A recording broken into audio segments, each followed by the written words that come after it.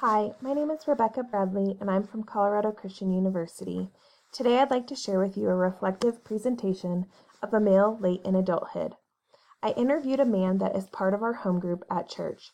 He is currently 62 years old. His background consists of parents that are still married and 9 other brothers and sisters. He was the second oldest in the lineup. His father worked outside the home while his mother stayed home raising the children and fostering over 30 other babies while he was growing up. Now I'd like to take the time to take you deeper into each developmental stage and show you how these different stages made him into the man he is today. First is the prenatal development. Once a child enters the stage of an embryo, growth and development happen quickly. Kalen Kavanaugh 2019 state, growth and specialization proceed so rapidly that the 8-week-old embryo looks distinctively human with eyes, arms, and legs. During the time of prenatal development, what a mother does can significantly affect her unborn child. My interviewee stated that his mother both smoked and drank alcohol while pregnant with him. Kalen Kavanaugh state that the nicotine in cigarette smoke constricts blood vessels and thus reduces the oxygen and nutrients that can reach the fetus through the placenta. My interviewee stated that he was born with severe oxygen deprivation that later on caused him to experience damage to the teeth formation later in his development. However, this oxygen deprivation didn't seem to affect his growth physically or cognitively. The next stage is the early development stages. My interviewee claims that he reached all the early motor sensory milestones average to the custom norm. Kalen Kavanaugh 2019 suggests this norm when they state, by about 5 months of age, most babies have rolled from back to front and can sit upright with support. By 7 months, infants can sit alone, and by 10 months, they can creep. A typical 14-month-old is able to stand alone briefly and walk with assistance. However, he did state that at times there was not a balanced diet because there were many children in the home and food went fast. Meat portions were very small and sometimes they only got one of the major food groups.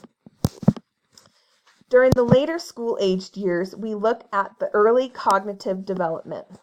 My interviewee claimed to be socially confident throughout the elementary school years where he attended Catholic school. The nuns at the school noticed he was different and thought he had a learning disability, but testing proved that he was a genius and he was considered a gifted child. Kalen Kavanaugh state that gifted children and adults tend to be more mature than their peers and have fewer emotional problems. He stated that he was very self-motivated and he was always motivated to keep learning more. Kalen Kavanaugh states that gifted children are passionate about their subject and have a powerful desire to master it. Both of these statements will prove to be true as you will see later in his development. Next, I'd like to talk about family influence.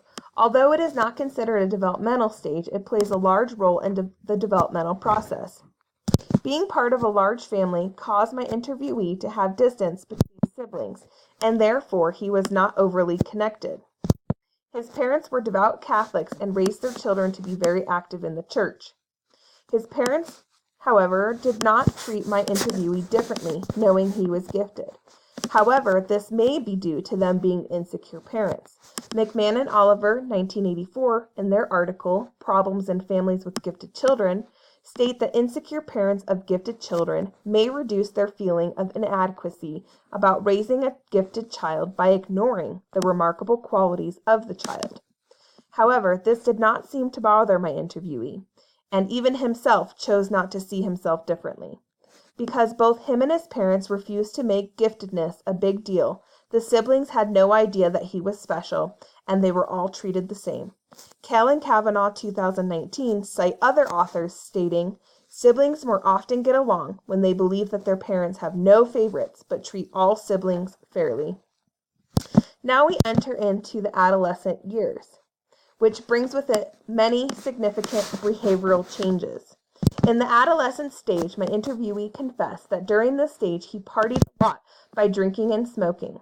and he was less secure of how he felt about the Catholic religion and religion in general. Some of this erratic behavior could be due to the fact that the prefrontal cortex is not fully developed, and it is the part of the brain that helps regulate your behavior and plan for the future. He did not view smoking and drinking as wrong because it was acceptable among the Catholic religion, but this made him question why he should be Catholic if they were just going to be like everyone else. Luckily for him, this stage was short-lived. Through all of his questioning, he finally gained answers. When he reached the age of 17, he found a relationship with Jesus and became a Christian. This began a series of changes in his life for positive. He had an immediate change in his values around things like work, marriage, and raising a family of his own. He was on his way to becoming an adult. He began to envision what his life would look like.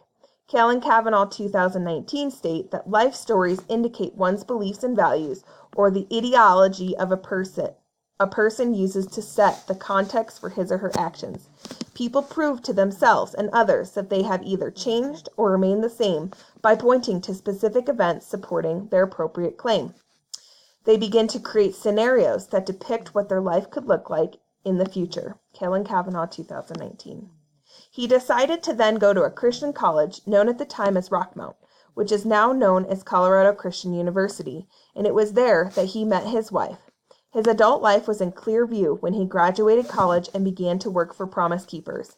Cale and Kavanaugh 2019 state that joining the workforce is a major step toward the financial independence, which in turn is a major marker for achieving adulthood. My interviewee states that the biggest reason for change in his life was due to a relationship with Jesus. Christ transformed his life in many ways, mainly in the ways he began to make choices for his future adult life. He married his wife at the age of 22 and started his family. Cale and Kavanaugh 2019 point out details of Kohlberg's theory in sequence when they state, this developmental sequence usually unfolds over many years, but sometimes it happens more dramatically, such as when individuals undergo a major transformation in their moral motivation. Christ was the major transformation in his life, and the Bible supports this concept when it states, therefore, if anyone is in Christ, the new creation has come, and the old has gone, and the new is here. 2 Corinthians 5:17, New International Version. This journey through the developmental stages shows that both negative and positive consequences are present throughout. This personal story of my interviewee proves that no matter what happens, that a life committed to Jesus is redemptive. God sent Jesus to redeem anything that sin may have taken from us. Ephesians 1:17, New International Version, states that in him we have redemption through his blood, the forgiveness of sins, in accordance with the riches of God's grace. My interviewee is at the current age of 62. He has been happily married for 40 years and has 2 children that also know the love of Jesus in their own life. The Bible verse that he chooses to help sustain him is found in Joshua 1:18. It states, whoever rebels against your word and does not obey it, whatever you may command them, will be put to death. Only be strong and courageous. It is through his relationship with Christ that has allowed him to pass through each stage of development with success and become the man he is today. Thank you very much for listening today.